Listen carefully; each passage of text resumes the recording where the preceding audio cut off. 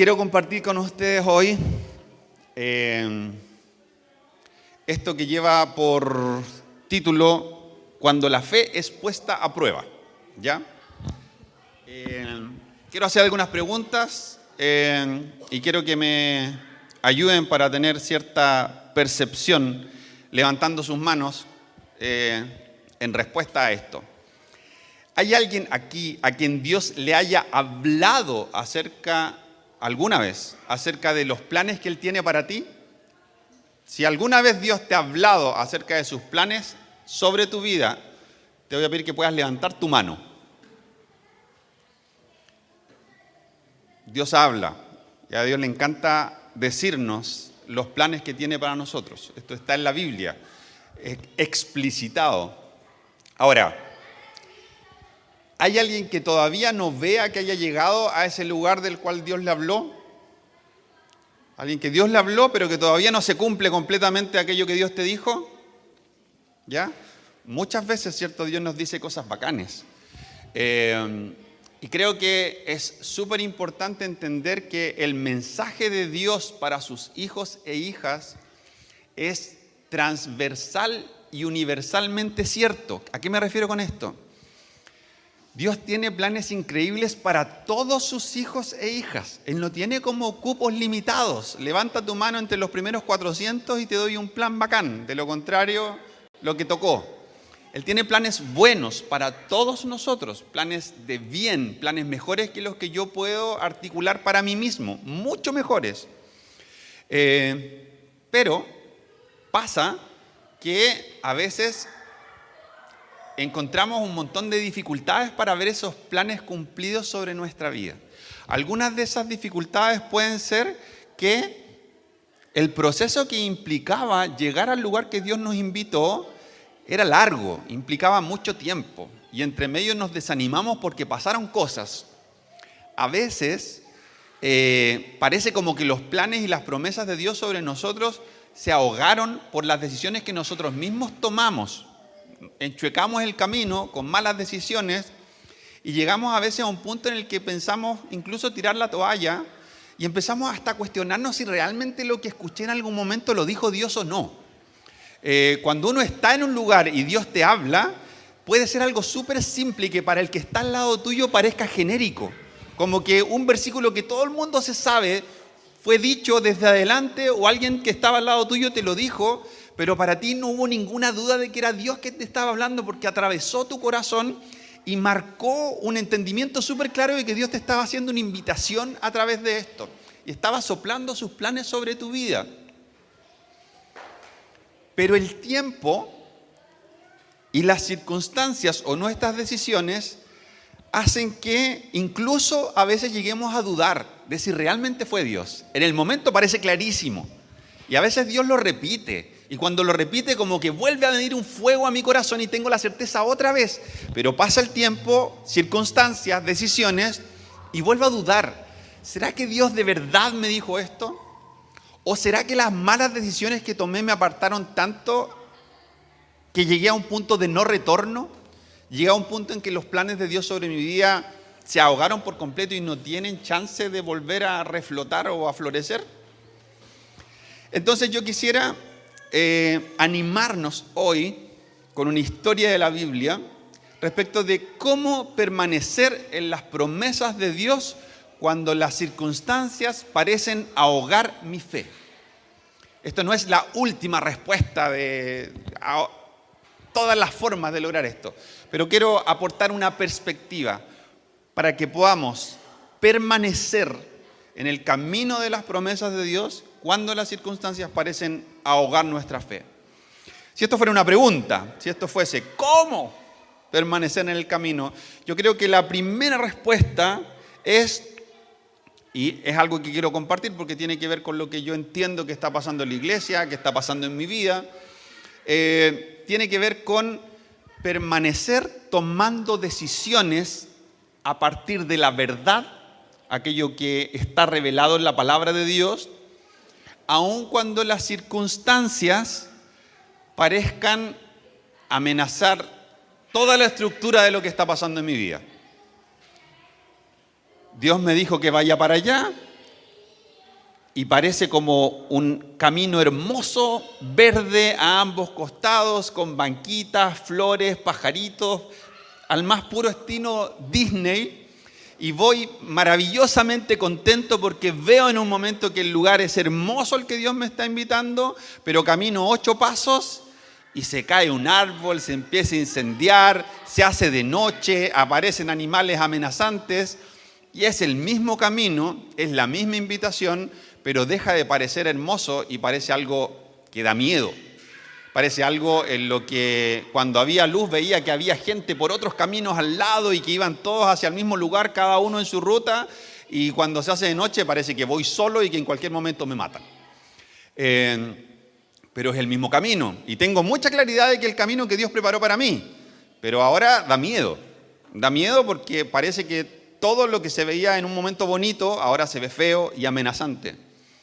La invitación es a recorrer el mismo camino, porque lo que Dios nos mostró en la luz no debemos temer en las tinieblas, sino que debemos afirmarnos en lo que Dios ha revelado sobre nuestras vidas.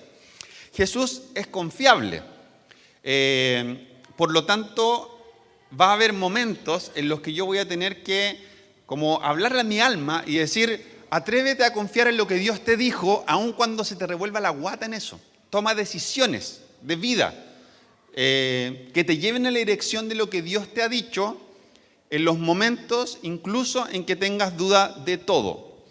Jesús, cuando tiene esta gran prédica, la más famosa de todas, que aparece en Mateo desde el 5 al 7, que se conoce como el Sermón de la Montaña, habla acerca de cómo Él ha venido a revelar el corazón del Padre y hace un recorrido acerca de las cosas de la ley, pero las profundiza, las eleva y revela lo que Dios realmente anhelaba en lo profundo de su corazón para nosotros a través de sus mandamientos.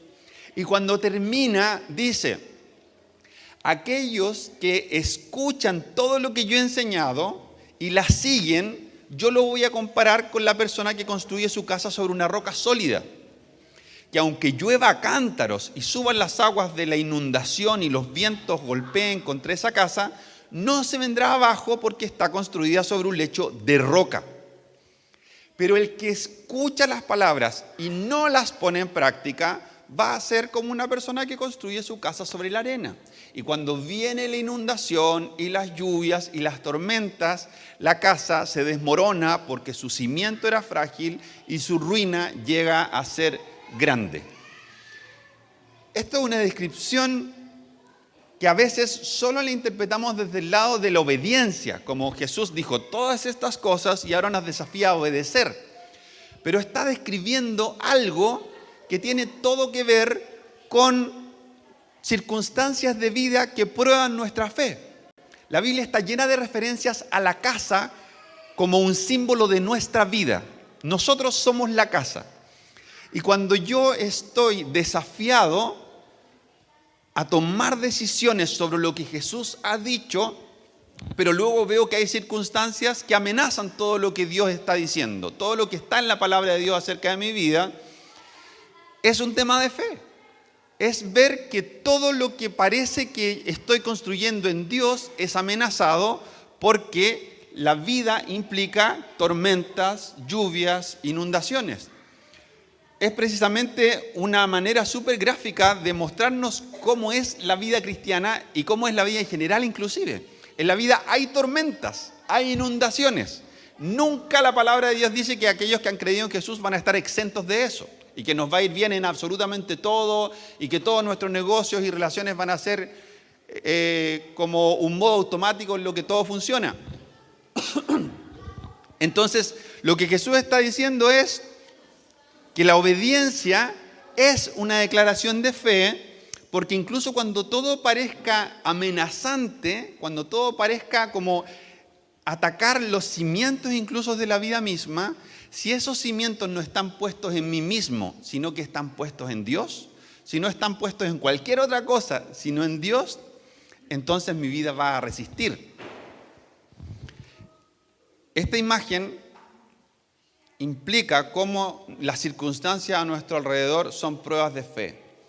Y en la Biblia hay una historia, bueno, no voy a leer la historia, solo 5 o 6 líneas, pero esta historia súper conocida de David, interpretada desde esta perspectiva, es parecida a la invitación de Jesús de poner la casa de nuestra vida, las decisiones que tomamos, en obediencia a su palabra, que es Jesús mismo. Él es la palabra y es la roca. Y es la historia de David contra Goliat. David era un niño, tenía 12 años, nunca se había puesto una armadura ni había ido a la guerra. Y se enfrenta a este Goliat que era un gigante. Y David dice esto. Él llega y el gigante Goliat lo mira a huevo, dice, ¿cómo se le ocurre a estos judíos lesos que me mandan, hebreos lesos, que me mandan a un mocoso con un palo y con piedras? Y yo soy un guerrero de lujo. Y David le responde esto. Tú vienes contra mí con espada, lanza y jabalina, pero yo vengo contra ti en el nombre del Señor de los ejércitos celestiales, el Dios de los ejércitos de Israel, a quien tú has desafiado. Hoy el Señor te conquistará y yo te mataré y te cortaré la cabeza. Luego daré los cadáveres de tus hombres a las aves y a los animales salvajes. Buen lenguaje para los 12 años. Y todo el mundo sabrá que hay un Dios en Israel. Todos los que estén aquí reunidos sabrán que el Señor rescata a su pueblo, pero no con espada ni con lanza. Esta es la batalla del Señor y los entregará a ustedes en nuestras manos. Nuestra vida es una casita frente a una tormenta. La proporción es todavía más abismal. David era un niño de 12 años que peleó contra un tipo que medía casi 3 metros. Nosotros somos una casita contra una tormenta e inundaciones. La proporción entre nuestra pequeñez y las circunstancias y batallas y gigantes que enfrentamos es todavía más abismal que lo que David enfrentó. Pero el principio para salir de ese lugar victoriosos es el mismo. Es recordar quién es nuestro Dios. Y recordar, tal como David, que si yo puedo salir victorioso y resistir una tormenta en mi vida, una tormenta que no solo pone en jaque planes, sino que incluso ataca mi identidad, mi valor, trata de destruir todo lo que soy, porque eso es lo que Satanás intenta hacer. El camino para salir de ahí es recordar quién es el Dios que está conmigo. Y es no solo hacerlo verbalmente como lo hizo David, sino, tal como lo hizo David también, caminar en la dirección de lo que las palabras están diciendo. Porque quizás sería fácil que David hubiese estado, no sé, paradito detrás de un monte y el que hubiese estado peleando hubiese sido un primo suyo y él le hubiese gritado a Goliat escondido. ¿Qué te creí? O alguna cosa así como pachorriento, pero no ser él el que estaba enfrentado en la batalla. Hay una diferencia gigantesca entre decir algo e involucrarme en ese algo. David hizo las dos cosas y el camino para nosotros es el mismo. Yo puedo tomar la decisión, muchísimas gracias, puedo tomar la decisión de que en un momento, en circunstancias agobiantes, yo declaro la verdad, pero no camino en esa verdad. No obedezco a Dios porque siento que las circunstancias son tan adversas que no me atrevo. Me da susto porque son gigantes para mí. Porque yo soy esta casita y es una tormenta. ¿Qué va a ser una casa? Yo no sé si te ha pasado, en Temuco pasa. Mi casa tiene techo de zinc. Y el patio de mi casa tiene un techito de zinc así como un poquito más de un estándar más bajo, digamos. Y cuando pasan estas tormentas que pasan en Temuco un par de veces al año, esas planchas suenan, pero de una manera que estremece el corazón. Y uno sabe que el momento de la tormenta misma no es el momento para ir a ver qué hago con las planchas de zinc, porque si se vuela una me puede cortar la cabeza o un brazo. Entonces ese es el momento en el que uno espera. Y le dice, Señor, ojalá no se vuele mi techito. Pero no hay nada que hacer. Ese no es el momento de tomar decisiones, es el momento de, ojalá esta casa esté construida sobre la roca. Ojalá la manera en que se levantó esto aguante. Porque a veces las tormentas son tan grandes que uno siente eso. Aquí no hay nada que hacer. pasan cosas en nuestra vida que son tan grandes, se desmoronan cosas que para nosotros tenían tanto valor, en las que invertimos tanto tiempo, que mientras está la tormenta ocurriendo, uno dice, aquí no hay nada que hacer. Este no es el momento para hacer algo, es el momento para sentarme y decir, ojalá el cimiento de esto haya sido Dios, porque si algo dijo Dios, la tormenta no va a poder ahogarlo, no va a poder destruirlo. Si el plan era mío, chuta, a lo mejor ese va a ser el momento en que descubra que era un plan mío. Incluso si yo torcí un plan de Dios, Dios tiene esta capacidad que solo hay en Él de hacer las cosas de nuevo a partir de la nada y de crear vida a partir de la muerte. Entonces uno espera que aguante, ora para que el techo no se vuele, pero esta prédica de hoy tiene que ver con 3 pasos antes para poder tomar la lección de una persona de la Biblia y aprender un poquito a ser como él en las decisiones que tomó. Voy a leer 14 capítulos de la Biblia, Génesis 37 al 50, pero me voy a saltar unas partecitas para que no dure 6 horas esto, ¿ya?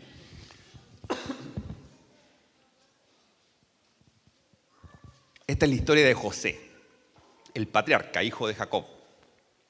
Y dice la Biblia acerca de José, cuando tenía 17 años, fue donde sus 10 hermanos mayores y les contó algo para lo que sus hermanos ya estaban malamente predispuestos, porque dice la Biblia que Jacob amaba más a José porque era el conchito y ese amor lo había manifestado comprándole ropa de marca, que en ese tiempo sería una túnica de muchos colores, y sus hermanos tenían pura ropa de Temu. Entonces, los hermanos ya no estaban contentos con la diferencia que el papá estaba haciendo, y él más encima aparece y le suelta este sueño que tuvo, 17 años. A veces uno a los 17 años es medio deslenguado. Escuchen este sueño, les dijo.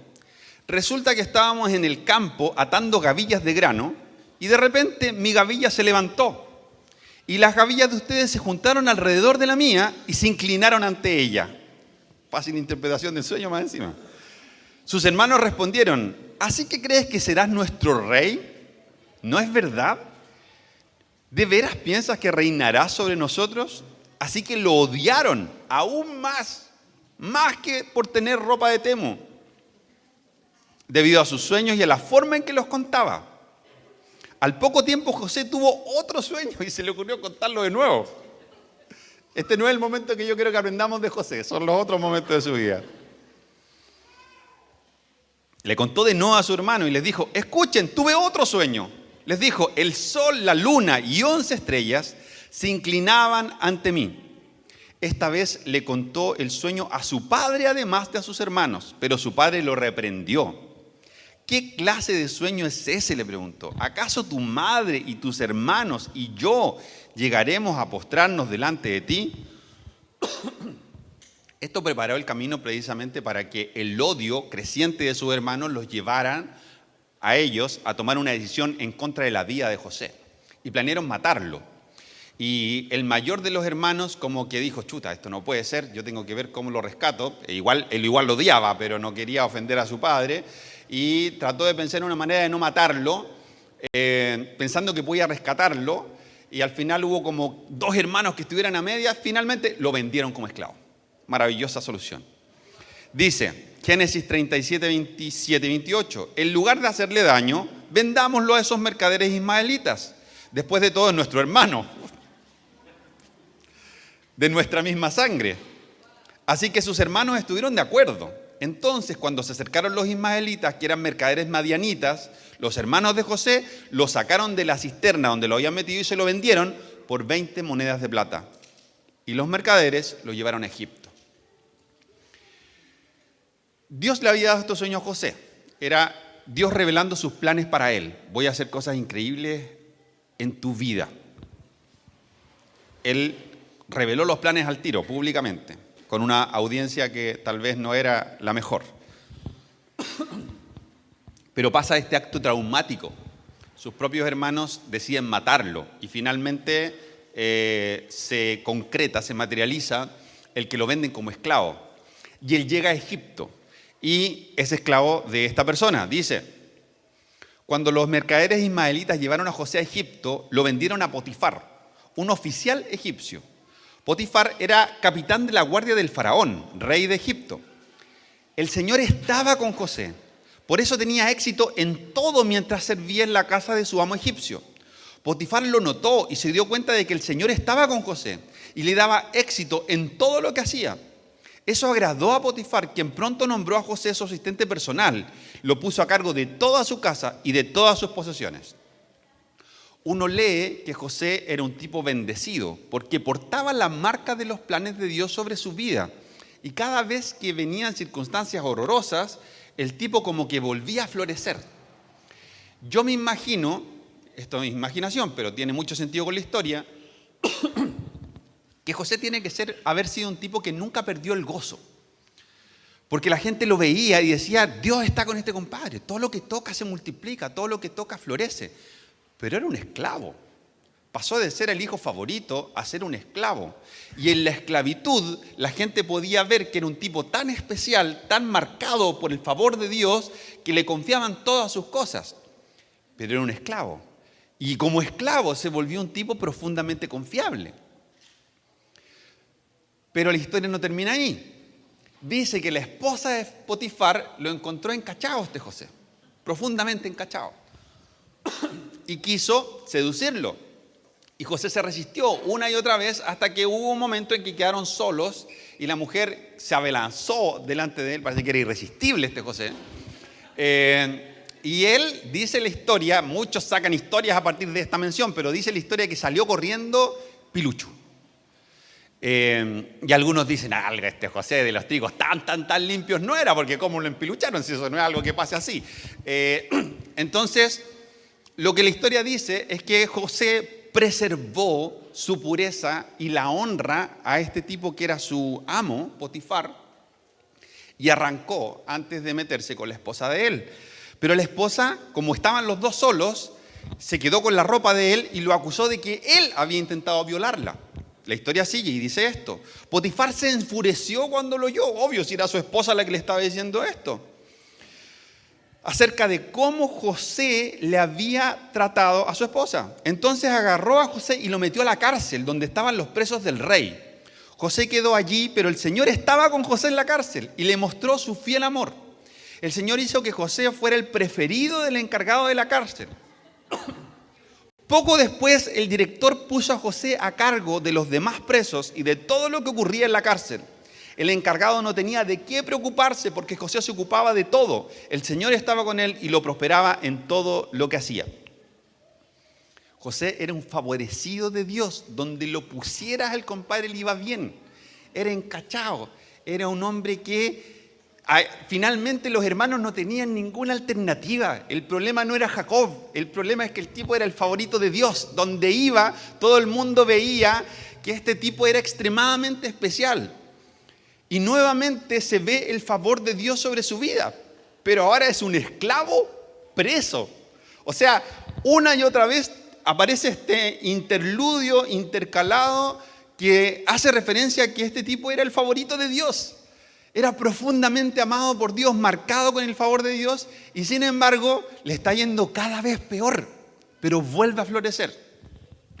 Yo quiero hacer una pausa, decir algo muy corto en este punto de la historia, y es que no necesitamos llegar al final de la historia donde se cumplen las cosas que Dios ha dicho acerca de ti para que florezcas en el proceso de Dios estando contigo mientras todo sigue empeorando.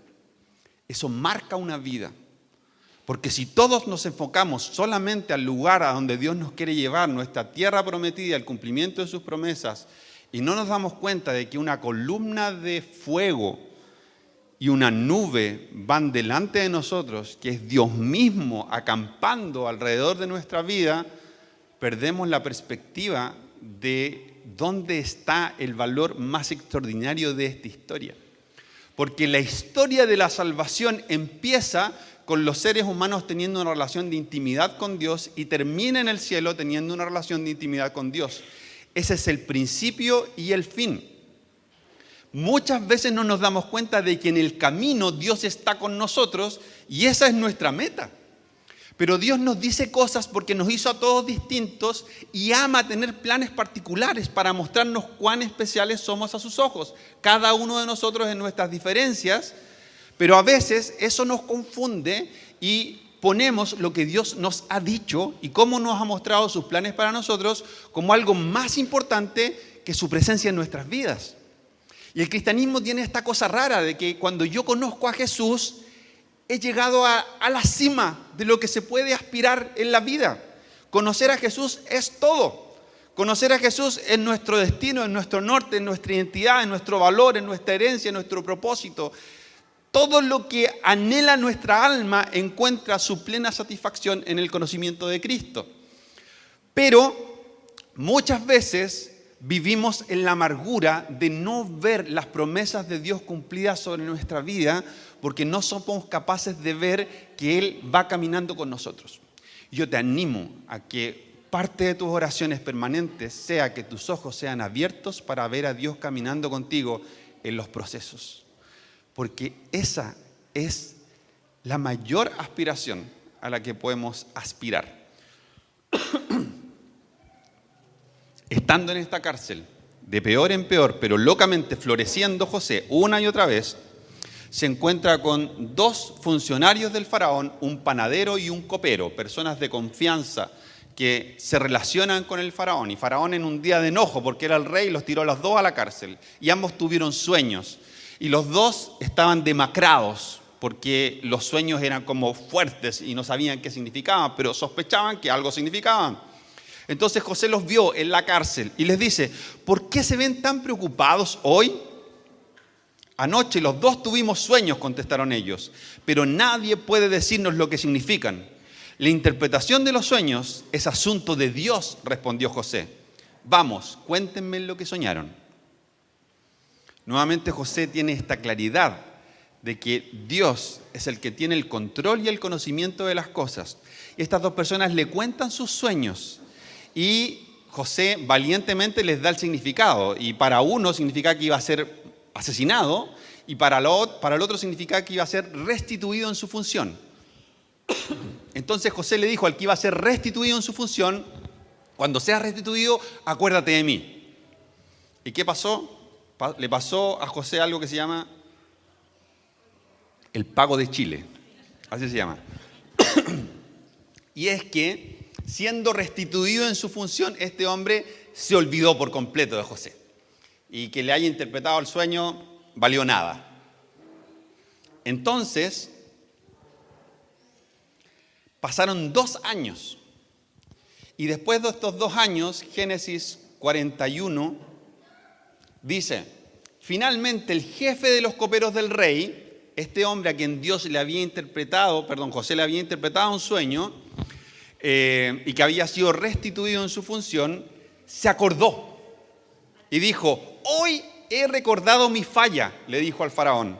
Hace un tiempo nomás para él, para José 2 años en la cárcel, no sé si era un tiempito nomás, usted se enojó con el jefe de los panaderos y conmigo y nos encarceló en el palacio del capitán de la guardia. Y ahí le cuenta toda la historia y mandan a buscar a José. Llega José. Dice así, con nosotros en la cárcel había un joven hebreo que era esclavo del capitán de la guardia. Nosotros le contamos nuestros sueños y él nos explicó el significado de cada sueño. Y todo sucedió tal como él lo había predicho. Yo fui restituido a mi puesto de copero y el jefe de los panaderos fue ejecutado y atravesado con un poste. El faraón mandó a llamar a José de inmediato y enseguida lo trajeron de la cárcel. Después de afeitarse y cambiarse de ropa, José se presentó ante el faraón. Entonces el faraón le dijo, anoche tuve un sueño y nadie puede decirme lo que significa, pero me enteré de que cuando tú oyes un sueño puedes interpretarlo. Y pon atención a esta frase, no está en mis manos el poder hacerlo, respondió José, pero Dios puede decirle lo que su sueño significa y darle tranquilidad.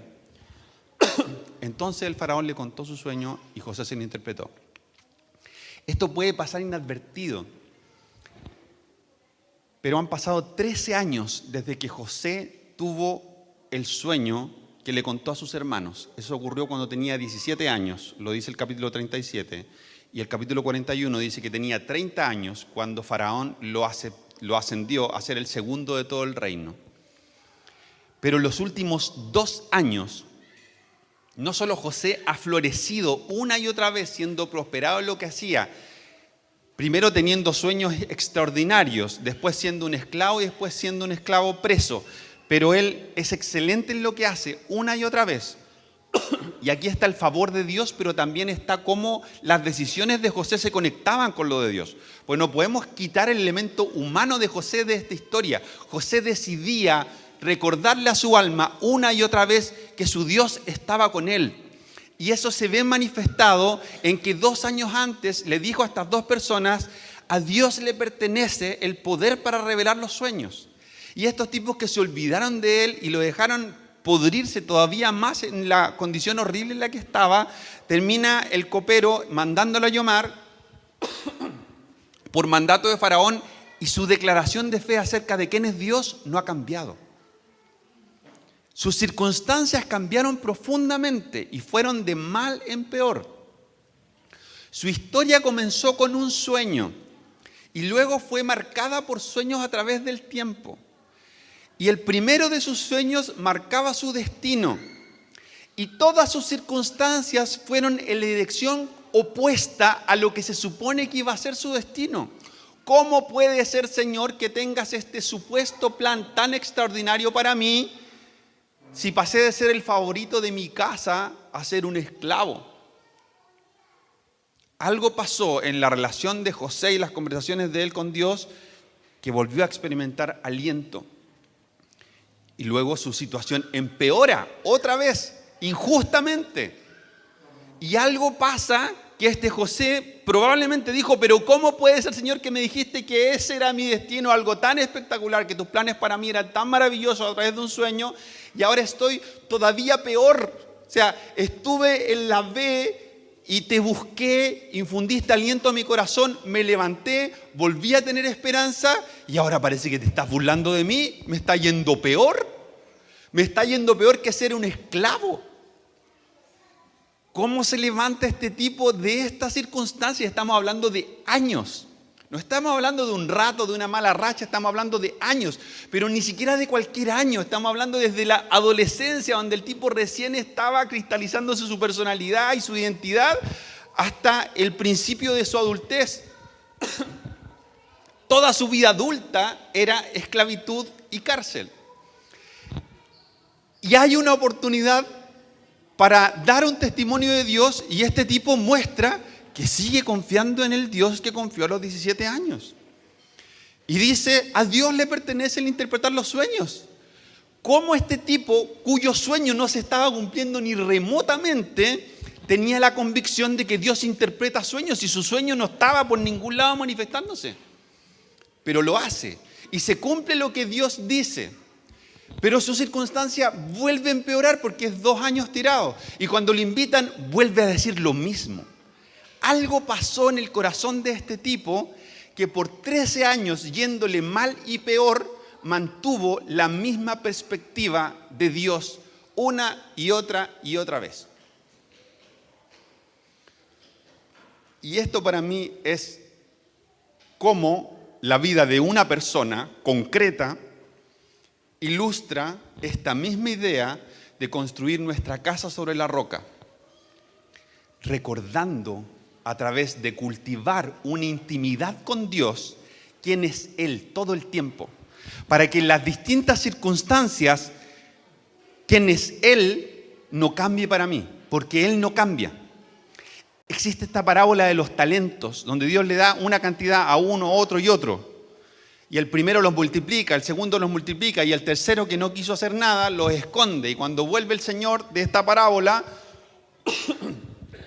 reprende al que no hizo nada.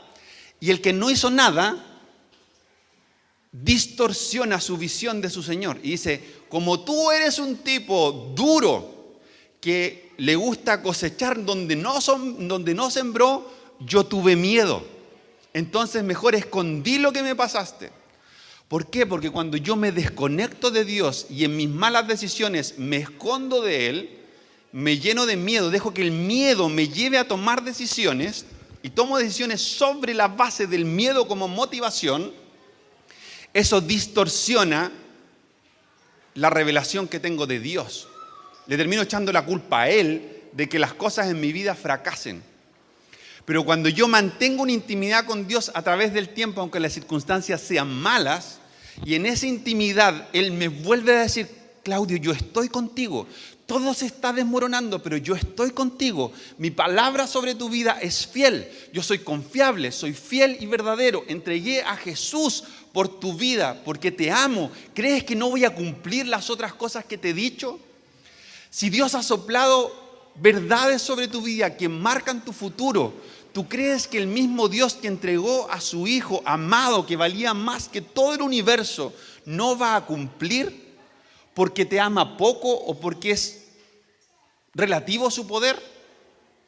El poder de Dios sobre tu vida es absoluto. El amor de Dios sobre tu vida es absoluto. Él es fiel y verdadero y va a cumplir todo lo que te ha dicho. Pero para poder alimentar nuestra vida en los tiempos largos en donde sentimos desesperanza porque todo se desmorona, necesitamos estar conectados con Él para que nuestra perspectiva de Él no cambie. Para que yo sepa en todo momento que Dios es fiel y va a cumplir su palabra sobre mí. Y esto es lo loco, porque esto es una nutrición tan real que llevó a José, que era un tipo como nosotros, con sus desaciertos, con sus pachotadas, incluso cuando adolescente, pero hace que mientras las circunstancias concretas de su vida en un periodo de 13 años eran cada vez peores, su imagen de Dios seguía siendo tal la misma que él lo usaba para bendecir a otros en lo que no se había cumplido en su propia vida. Él no había visto que Dios cumpliera sus promesas sobre su vida y animaba a otros a decirle, a Dios le pertenece la interpretación de los sueños. Y cuando él interpretaba un sueño, era Dios hablando y lo que él decía se cumplía. Pero eso todavía no era verdad en él.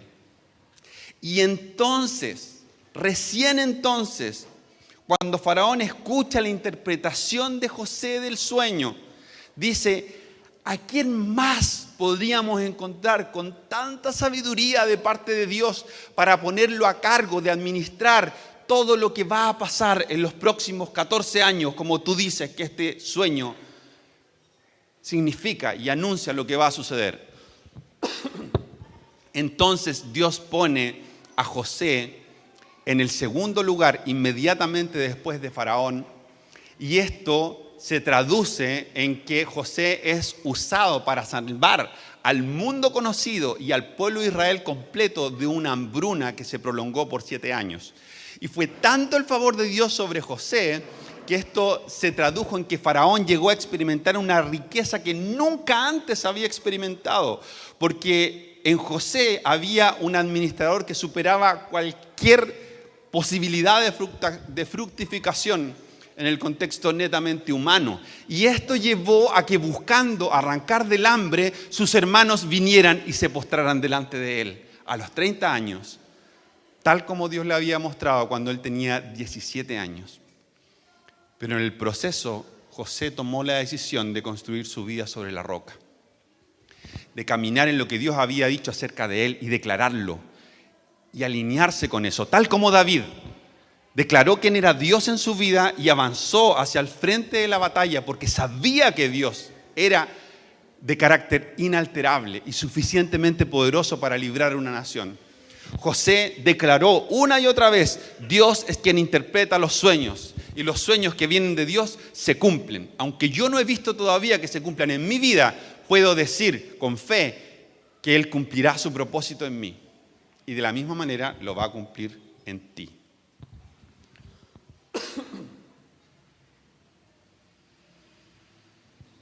Con esto termino. José era un tipo de Jesús. Fue traicionado por los suyos como Jesús, vendido por unas cuantas piezas de plata como Jesús. Su sufrimiento se tradujo en la liberación de multitudes, tal como Jesús. Y la Biblia dice que nosotros, quienes hemos nacido de nuevo, somos hermanos con Cristo y somos herederos de Dios. Tenemos una identidad, un propósito, una herencia. Jesús vive en nosotros y tenemos en nosotros al Espíritu Santo de Dios que nos habilita para poder ser como Jesús. Y José era un tipo de Jesús, pero que se quedaba cortísimo. Jesús es infinitas veces más. Y nosotros podemos ser, por medio de Jesús, como José y más.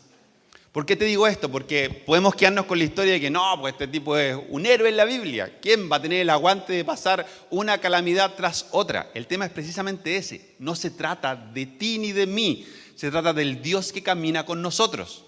Si yo pongo la mirada, si tú y yo ponemos la mirada en el lugar correcto, vamos a ser fortalecidos, aunque el proceso sea muy largo y aunque incluso a ratos nos desviemos del camino, porque Él no cambia, porque su carácter no cambia, porque Él es fiel a sus palabras y porque sus promesas se cumplen. Y esto termina siendo para nosotros un aliento en la mitad del camino. Porque muchos de nosotros no hemos llegado a donde Dios nos dijo que íbamos a llegar. Pero en la mitad del camino podemos recordar que este mismo Dios está con nosotros y puede hacer que incluso en circunstancias de muerte tu vida florezca. No al punto de los frutos que Dios quiere que des en un punto como clímax de tu vida.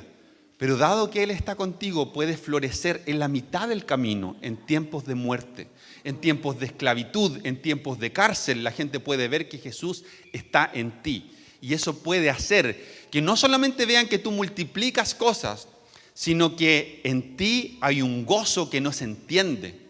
¿Cómo puede la Pao, cómo puede el Hugo, cómo puede la Emi, cómo puede Andrea tener gozo cuando las cosas se desmoronan? ¿Cómo alguien puede tener alegría cuando todo está cayéndose a pedazos, cuando hay una tormenta y una inundación? No se trata de nosotros, se trata de que Jesús está con nosotros. ¿Y cómo conecto con eso? Porque no sé si a ti te pasa, pero a veces yo tengo claridad de esto, pero tengo miedo igual. Uno tiene miedo igual, muchas veces tenemos miedo igual y se nos revuelve la guata a tomar decisiones porque todo se está cayendo. ¿Cómo voy a invertir mis lucas en algo cuando parece que las estoy tirando a un pozo sin fondo? Pero Dios me dijo que las tirara ahí. Y las voy a tirar ahí y parece que se van 70 metros bajo tierra. Si Dios te dijo que las tires ahí, tíralas ahí. Ese es el principio de construir la vida sobre la roca. No veo lo que está pasando, lo veo a Él. Porque el mundo se va a seguir desmoronando muchas veces. Pero si mi mirada está puesta fijamente en Jesús, el autor y consumador de mi fe, entonces voy a llegar a la meta. Entonces voy a ver todas sus promesas cumplidas. Y Jesús dijo: vengan todos los que están cansados y llevan cargas pesadas y yo les daré descanso. Cada vez que yo veo mi propia vida y veo que se está poniendo demasiado difícil, Jesús dice: acuérdate que estoy contigo y vuelve a tirar tu vida delante de mí. Tírate de guata. Si estás cansado, si todo esto te hace sentido, pero no es realidad en tu vida. Te hace sentido, pero no lo vives. Jesús te dice: estoy aquí, ven. Si estás cansado, si estás cargado, si las circunstancias han podido más que ti, si las tormentas te hacen sentir demasiado pequeño, que tu casita es una choza y es un tsunami lo que ataca tu vida, ven, suelta tus cargas delante de mí, porque yo te voy a dar descanso. Te voy a recordar la perspectiva correcta, que yo soy más grande que las circunstancias, soy más grande que Goliat y que la tormenta. Jesús es más grande que Goliat y que la tormenta. Y yo quiero que hagamos un ejercicio distinto hoy. Y yo quiero animarnos a poder orar una palabra sobre otros. No es obligación, no es que todos tengan que hacerlo, pero al final de su ministerio, Jesús le dijo estas palabras a Pedro. Le dijo: Simón, Simón, Satanás ha pedido zarandear a cada uno de ustedes como si fueran trigo. Pero yo he rogado en oración por ti, Simón, para que tu fe no falle. De modo que cuando te arrepientas y vuelvas a mí, fortalezcas a tus hermanos. Yo quiero que podamos hacer el ejercicio de animarnos unos a otros. Que nos desordenemos y que tú puedas ir donde cualquier persona y darle una palabra de ánimo. No le profetices que va a tener guagua, que va a morir, no.